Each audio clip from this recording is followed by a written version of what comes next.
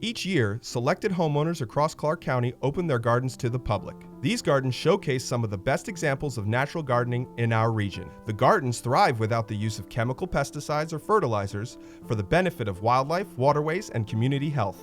Let's take a tour of some of the most beautiful natural gardens in Clark County. In terms of love of gardening, it's really funny. I think it's either in your DNA or it isn't. I actually enjoy coming out in the morning and seeing which pollinator is where and which flower is open and who's got access to what. It's quite a bit of science behind all of this. And then I also like to see that the critters are enjoying themselves in as peaceful habitat as possible. Then when it comes to the vegetable garden, no doubt we have fresh salad most of the summer. And we're also sustaining part of the Monarch, Plight of the Monarch recovery program, where we grow milkweeds, Asclepias, and we're attempting to, even though we're not on a direct migration path to the monarch, if anyone does come up this way, we'll have a food source for them. Hi, I'm Jim Mahar. You're here with Lisa and I at Cottage Garden Acres in Washougal, Washington. Welcome to our garden. Lisa and I garden naturally simply because we want a home and habitat and food sources for pollinators. All winged invertebrates are welcome here. And we also want to raise our own food naturally, organically, with no pesticides, herbicides, or anything such like that. We think eating naturally is healthy, and we also believe that providing the food and habitat for the critters of the world is also important. Some of the practices we have taken to ensure that we continue on with natural gardening are things like water collection. That way we don't have to use as much groundwater.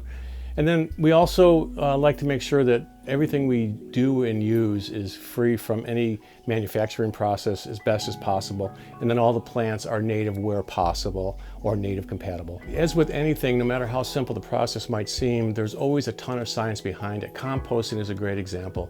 In order to get that composting nutritional balance correct, you have to have the right amount of carbon and nitrogen in the soil, the right temperature, turn it at the right time, all kinds of things, the ingredients you put in, green versus brown. But also, I talked about the monarch earlier, that has a mono diet and a monoculture. It only feeds on and lays its eggs on milkweed, so we had to research what type of milkweed is native to the area. There are 3 species that are. Also, we follow guidelines from things like the Xerces Society, where they're very specific on you have to have a certain amount of plants native, and you have to have grouped appropriately, and then you have to have plants from early spring to late fall to maximize the benefits for the pollinators.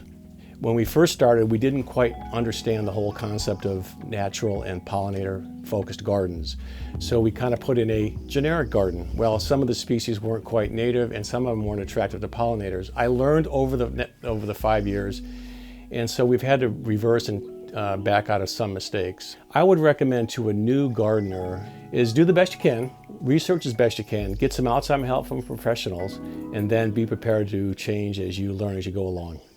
Do you want to be a part of the Clark Green Neighbors Garden Tours? For more information, please visit www.clarkgreenneighbors.org/garden tour.